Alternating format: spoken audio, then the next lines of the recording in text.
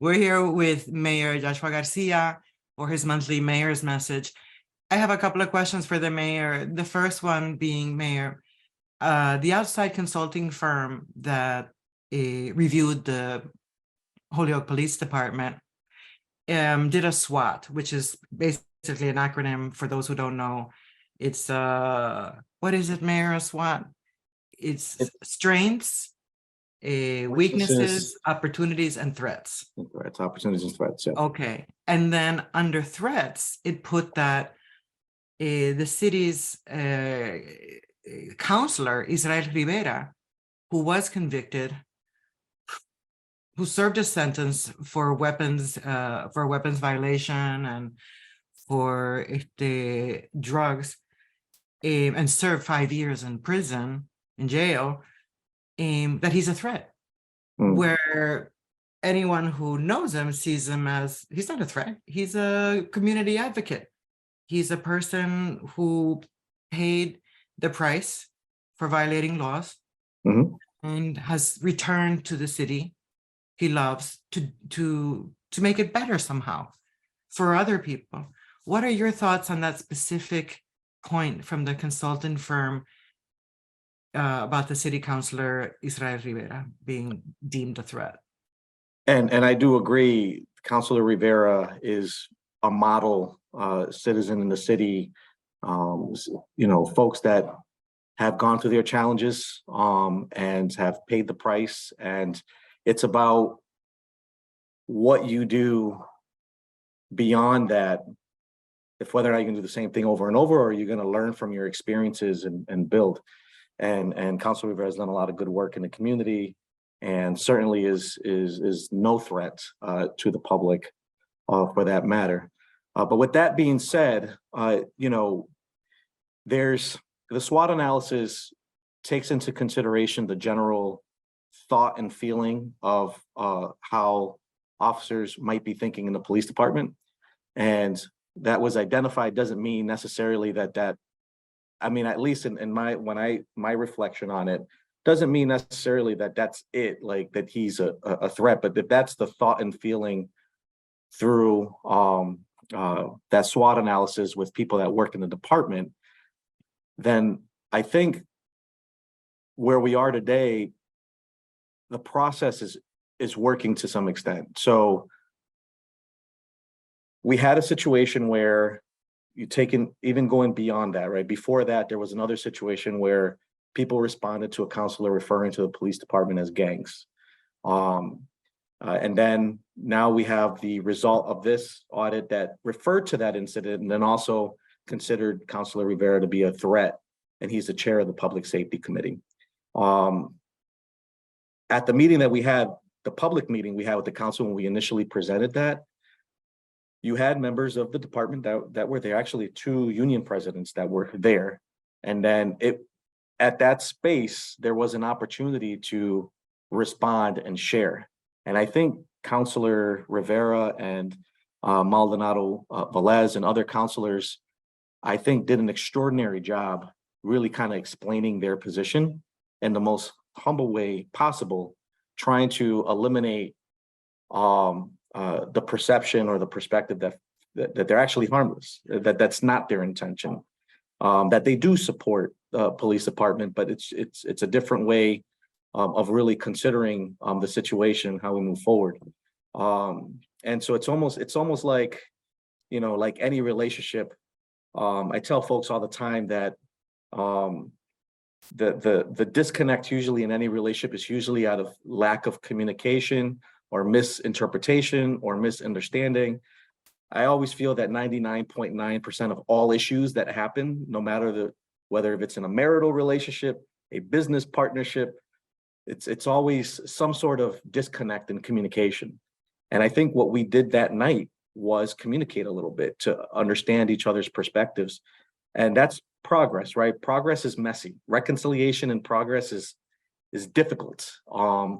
And in that process, at some point, you want to hit the alignment part.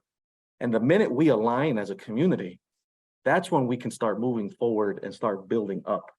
And in that report, in that SWOT analysis, the anonymous responses, even though how people might think and feel might not be true or is not true, the reality is that that's what people are thinking and feeling, and it's impacting morale. And in my perspective, that just means to me as a leader, I need to do a better job communicating and doing more transparency internally and externally, so that our stakeholders, including the men and women in the police department, as well as our elected officials and the public, that we're understanding what's going on and how we're going to align so that we move forward together with doing what our shared desire is, which is serving the public. So it's it's not, is Councilor Rivera a threat? That absolutely not. Do people might feel that way? Sure. For that reason, for the very things that Councilor Rivera represents, the barriers he's trying to break down for people that are often held back because of perception. I think that it's progress that we have somebody like Izzie that's chairing the Public Safety Committee, that gives his perspective, his experiences, to offer an opportunity for groups to learn from him, and so that we can, again, align and work together and how we can be better, how we can offer better services, which is all a positive. On the flip side, not everybody thinks that way. Not everybody thinks the same, which just means that, we're going to do more and hopefully do a better job and communicating the situation, so that we're doing what we can to move forward and meet the needs of the public. Okay, thank you, Mayor. Another question is, you're preparing the budget for the city. Oh, the budget. And my favorite. And as we know, budgets reflect values. Yep. What are the values of the city that you see in the preparation of your budget that you'll present to the city council? So to understand how I move forward with the budget, I take it back to the campaign, and we ran a management campaign. I spoke a lot about how a lot of the issues we're seeing today is a reflection of how internal controls are being managed, and to keep up with our obligations. And so my first year budget, which is this current fiscal year that we're currently operating in, the strategy has been, and it still is today, as we prepare for next fiscal year, is for departments to present budgets that are going to help build up to keep up with obligations. We have a lot of work to do in what we do around public safety, enforcement of public health, building department, and other departments that are responsible for quality of life issues that have been defunded or underfunded, and departments working understaffed, under-resourced, under capacity, that might not be necessarily allowing us to keep up with a lot of the things that we see out there today that we complain about, whether if it's a condition of buildings, if it's trash issues that we see, public safety issues, infrastructure investments, conditions of parks and playgrounds. The departments that are doing the work depend very heavily on how we operate internally, so that we can maximize on our resources and keep up with their needs. And so the budget that I'm trying to put together continues to focus, and everything's important. Not one issue is more important than the other or whatever, because depending on who you are, people got different priorities. Mm-hmm. And so I have to balance those priorities, but the number one priority needs to be our ongoing work and what we're doing internally in City Hall, so that we can keep up with the things that people really care about. The good thing about going into this next fiscal year is that we have some studies that we focused on this current year to help us better mitigate these issues and properly invest in areas that we need to, so that we're specific, strategic, and focused. Like, for example, we recently just completed the trash and recycling study, and there were a lot of recommendations in that right now we're currently talking about how we can put our budget together to meet those recommendations so that we keep up with that. We got the police audit with some recommendations, and we're going to be sure that as we go forward, putting this budget together, that we're building up and closing those gaps that were identified in that.